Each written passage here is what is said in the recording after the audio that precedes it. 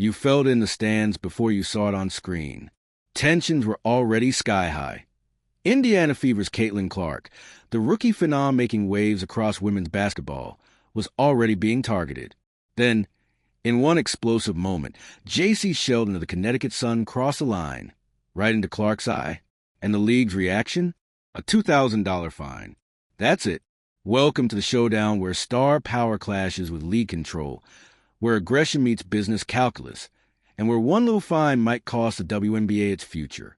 If you're here for the real story and not the filtered version, subscribe.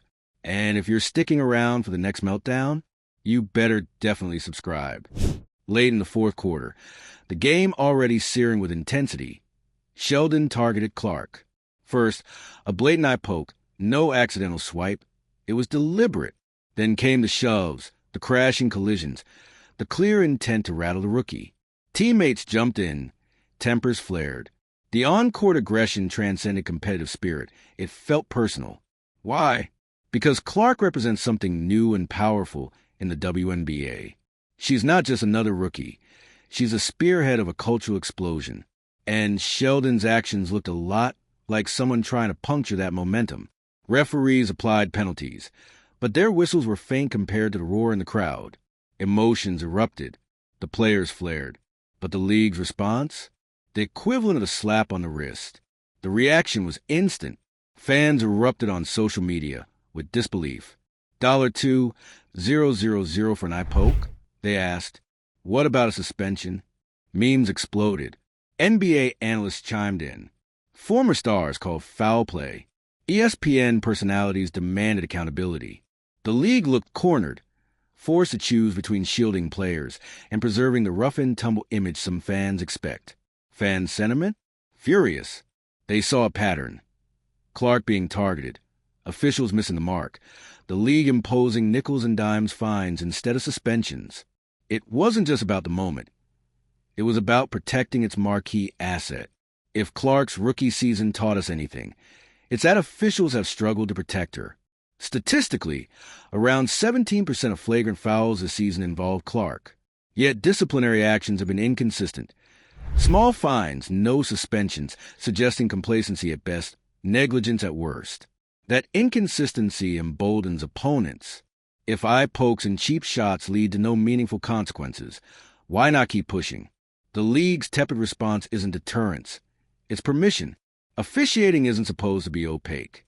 When star foul calls go unpenalized, trust is drained. And trust isn't just for fans. Sponsors, broadcasters, even future stars are watching. The WNBA's future hinges on what it does next. Clark generates over a quarter of the league's revenue. She's not a player, it's a brand. But if the league fails to protect her or give the appearance of doing so, it risks losing public trust and commercial faith. Some propose immediate rule reforms. Automatic review of all hits on Clark. What would that do? Send a crystal clear message. Protect the star or face consequences. But others warn. Too much protection risks turning the league into a freak show where Clark is exempt from contact. That's not realistic in basketball. So the challenge: find a balance that preserves competitive respect while safeguarding health and integrity. Clark isn't alone. Teammates like Sophie Cunningham have taken it upon themselves to police the game, stepping in when officials fail to. That solidarity speaks volumes. It's unorthodox, but it sends a message. Don't cross the line. However, player-led policing isn't sustainable. It risks fine, ejections, and disruptions. The league has sidelined officials, so the players step up. But what about the next rookie? Will she need a built-in bodyguard? We've seen declining ratings when Clark is injured or sidelined. The attendance slump after her absence is statistically tied. Sponsors note it. TV networks note it. The WNBA cannot afford to alienate its top asset. Beyond ratings, the league's public image is at stake. If stories like this continue, advertisers may pull back. Teams may struggle to recruit new talent. Yes, athletic competition is physical, but if it looks like organized violence, it gets painted that way. That's what happened after this incident. A fight blurbs in tabloid-like headlines. Sponsors winced. The WNBA scrambles. This is no longer talk ball. It's brand image versus unfiltered aggression. Here's the roadmap. Immediate suspension for Sheldon, more than a $2,000 fine. She poked a star in the eye. That's not borderline. That's a safety breach. Enhanced officiation review. All hits on Clark flag for automatic replays and league review. Referee accountability. Fines or unpaid leave for officials who miss obvious infractions. Tied to Clark protection performance. Team and league statement. Not PR fluff, but clear warning. Targeting players for commercials or clicks won't be tolerated. Player safety training. Campus-level seminars revised to include new protection protocols, athlete mental health resources, and repercussions for violent conduct. League transparency, publish suspension guidelines. Show the steps taken. Instill confidence. The WNBA stands at a decision point. Does it protect its investment, its star, or does it turn a blind eye to chaos? Protecting Clark means preserving trust from fans, sponsors, and broadcasters. But the wrong call can make the league look soft, overly cautious, or even ponderous. Either way, this moment will define the WNBA's trajectory for the next decade. A league on the edge. By the time the final whistle blew in that chaotic Fever versus Sun matchup, it wasn't just Caitlin Clark's eye that had been bruised. It was the entire image of the WNBA. What started as a rough game spiraled into a headline-grabbing free-for-all. Jacy Sheldon's reckless eye poke didn't just cross a line, it exploded past it. And yet, when the dust settled, her only consequence was a $2,000 fine. $2,000. In a league where the average salary hovers below six figures. It's insulting, not just to Clark, but to anyone who expects professionalism on the court. Let's be real. This wasn't just about one foul. This was the boiling point of the storm that's been building all season. A culture of resentment. From the moment Caitlin Clark entered the league, the energy shifted. She brought sold-out arenas, record-breaking viewership, and a fresh wave of fans who'd never watched a WNBA game before. But with that attention came resentment. From other players, from teams used to flying under the radar, and even, it seems, from the very infrastructure designed to protect its athletes. Clark became the embodiment of change, and not everyone wanted it. You could see in the way players approached her, not just offensively, but emotionally. The fouls were harder, the trash talk more vicious. And instead of celebrating the buzz she was creating, some opponents treated her like an outsider crashing their party. The enforcer dynamic.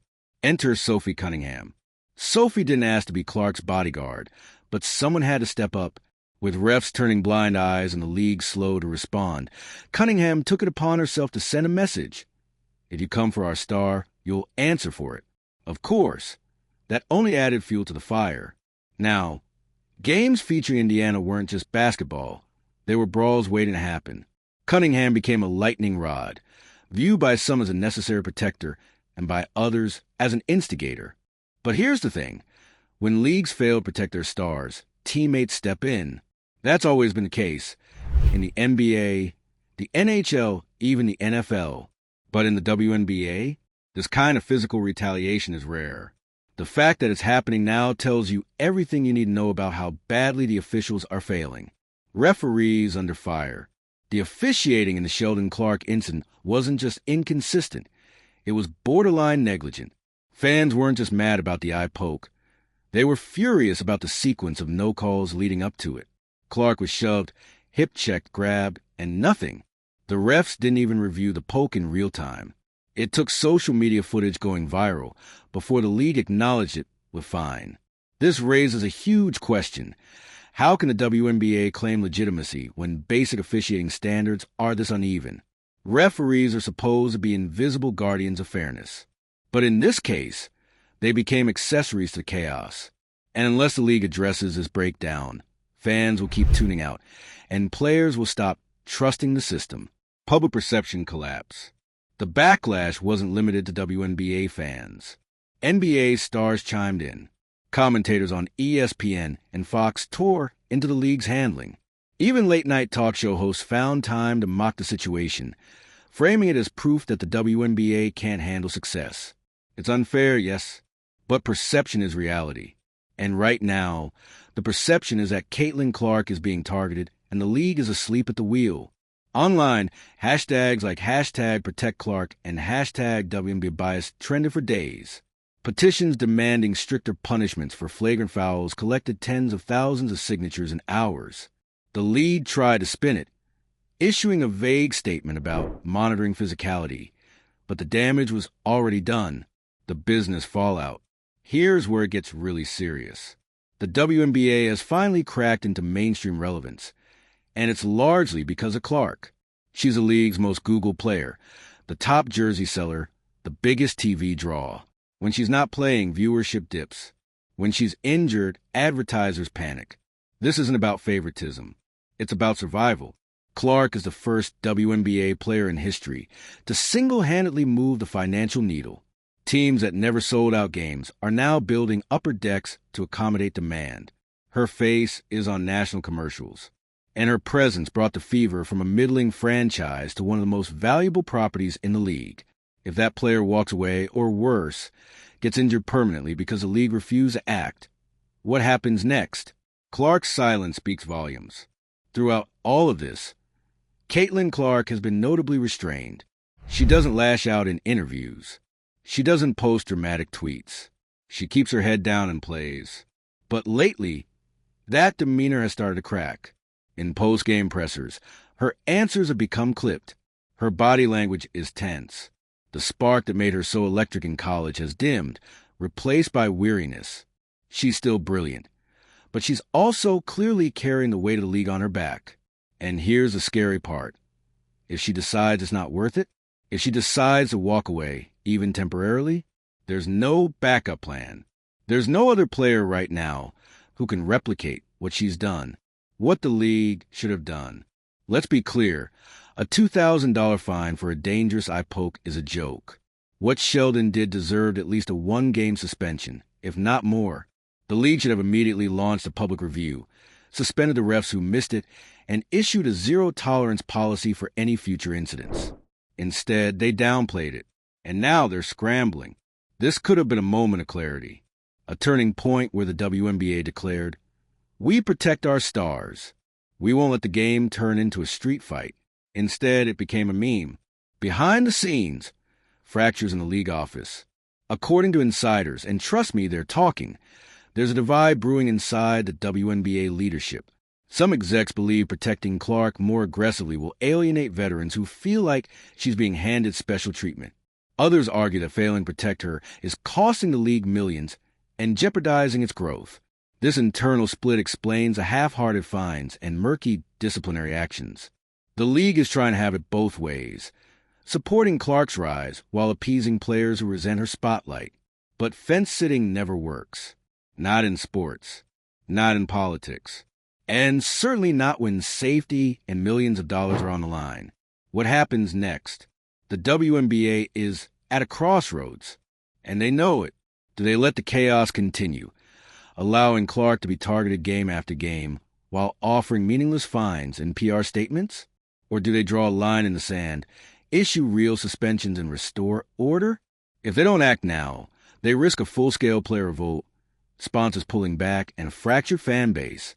The image of the WNBA as a progressive, exciting, professional league will be replaced by one of dysfunction and wasted potential. And if Clark gets hurt again, that's the league's reckoning. The fallout nobody prepared for. You'd think, after a national uproar and a wave of fines, the dust would have settled. But no. What came next made the original eye poke look like the spark before wildfire. Within 24 hours of the incident, multiple players, both current and retired, started weighing in, not in press conferences, not in carefully worded statements, but raw, unfiltered social media reactions, tweets, Instagram stories. Some players defended Sheldon, saying Clark needed to toughen up. Others doubled down on outrage, pointing out that this wasn't just a basketball foul. It was part of an ongoing pattern of targeted aggression against one player.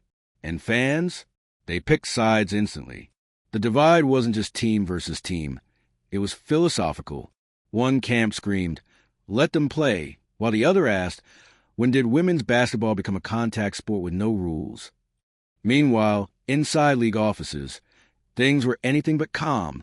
Internal emails leaked from WNBA HQ allegedly reveal frustration over how the commissioner's office had handled the situation.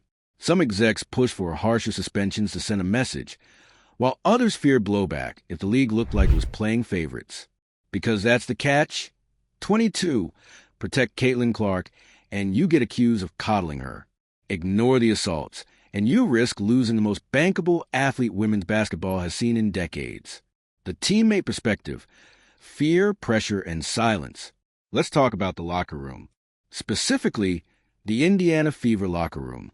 Sources close to the team say morale is shaky.